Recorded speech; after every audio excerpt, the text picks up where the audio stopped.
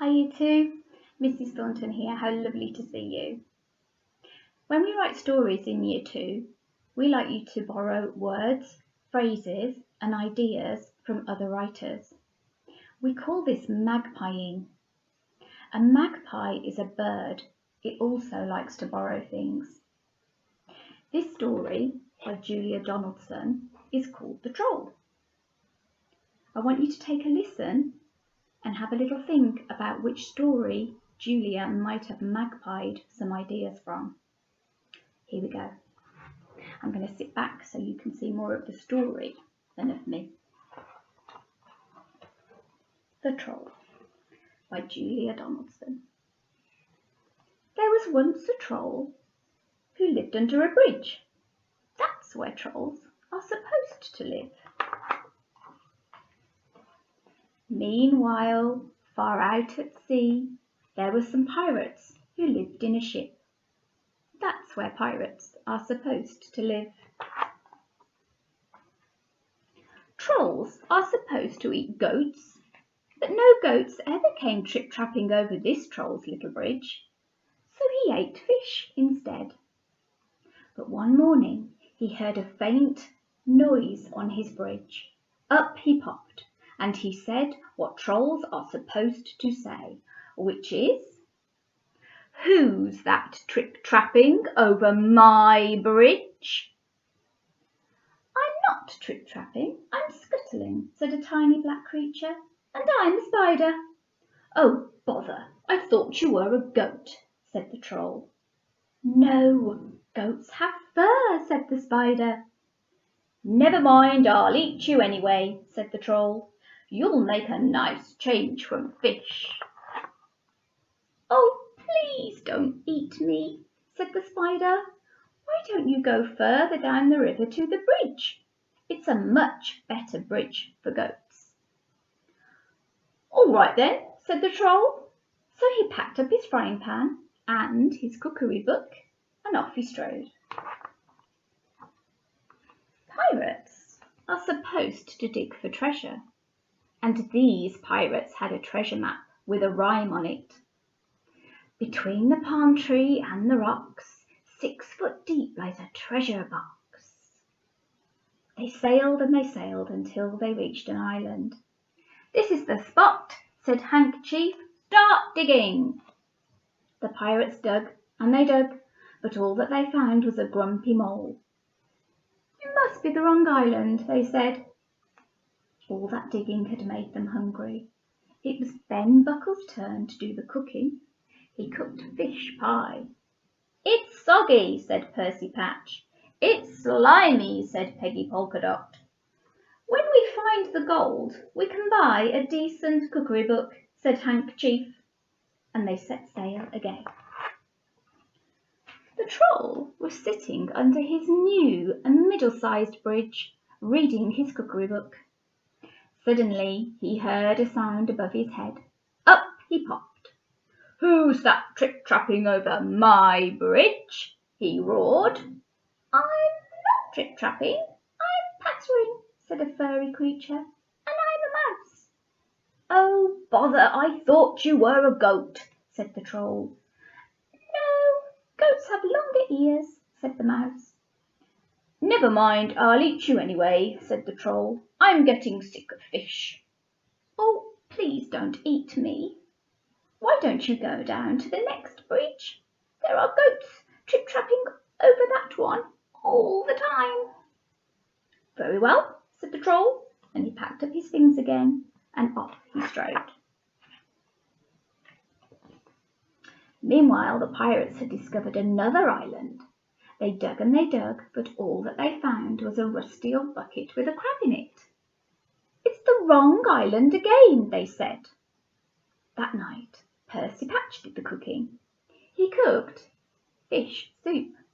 "It's bony," said Ben Buckle. "It's briny," said Peggy Polkadot. "If only we could find the gold, we could pay for a proper cook," said Handkerchief. The troll was frying fish under his new big bridge when he heard a sound above his head. Up he popped. "Who's that trip-trapping over my bridge?" he bellowed. "I'm not trip-trapping, I'm lolloping," said a creature with long ears, "and I'm a rabbit." "Oh, bother, I thought you were a goat," said the Troll. "No, goats have hoofs," said the rabbit.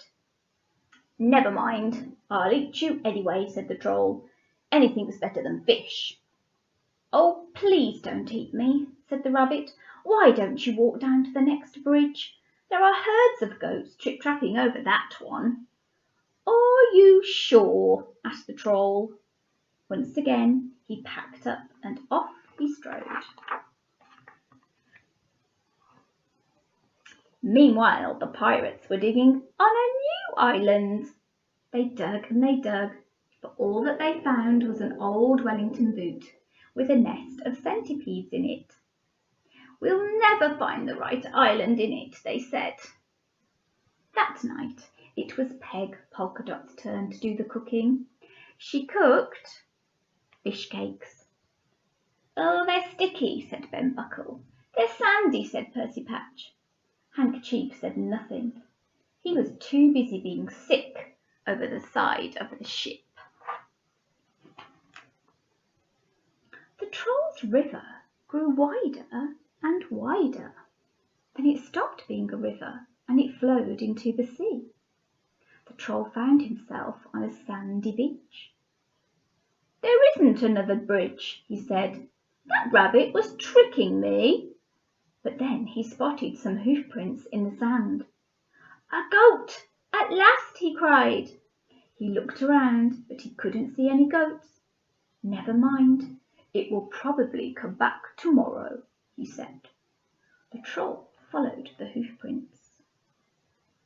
They led him to a spot between a tall palm tree and two big rocks.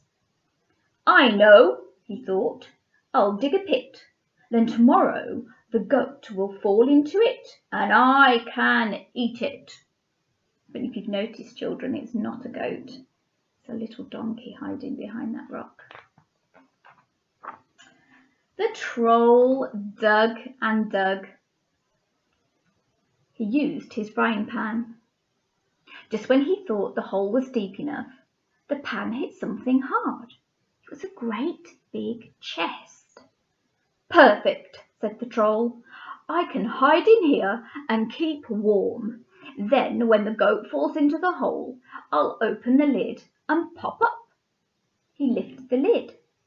The chest was full of gold, round things. "These are no use to me," he said, and he threw them all into the sea. Then he climbed into the chest and lay down.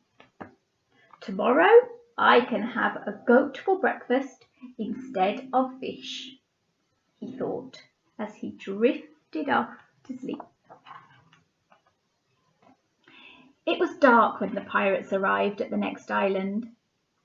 "This is the spot," said Handkerchief. "But someone's been digging here already," said Ben Buckle. "Don't say they've found the treasure before us," said Percy Patch. "No, look, here it is," cried Peg Polkadot. The chest was heavy. "It must be full of gold," said Handkerchief. "Quick, back to the ship before anyone spots us." The Troll was woken by a loud bang.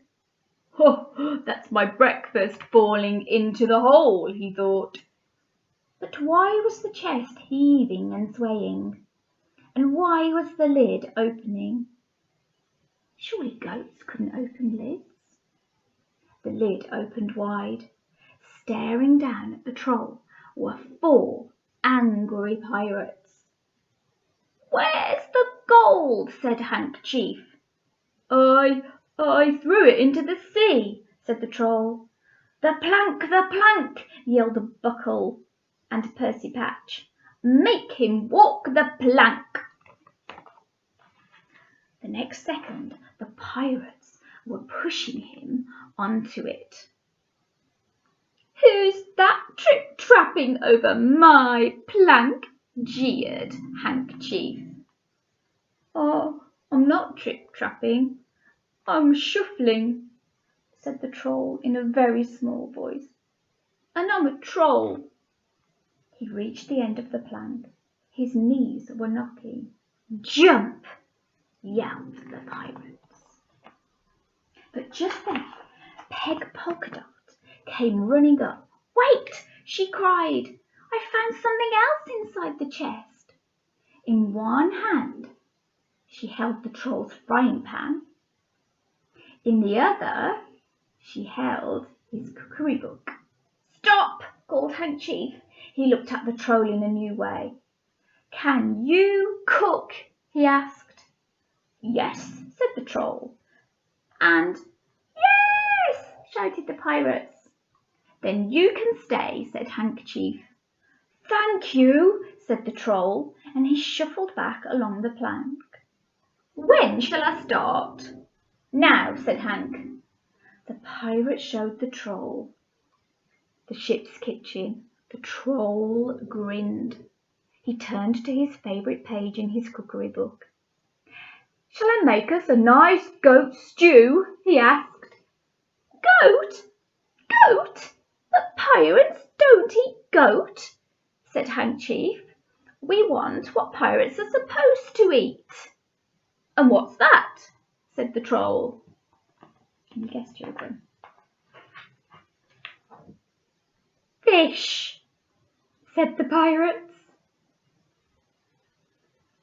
I hope you liked the story. I hope while you were listening, you thought about some ideas that Julia has magpied from a traditional tale. After this slide, there'll be a little photograph of some questions for you to answer. When you've answered my questions, would you please email them to us at year2 bluecoatfederation.co.uk. Bye for now. See you soon.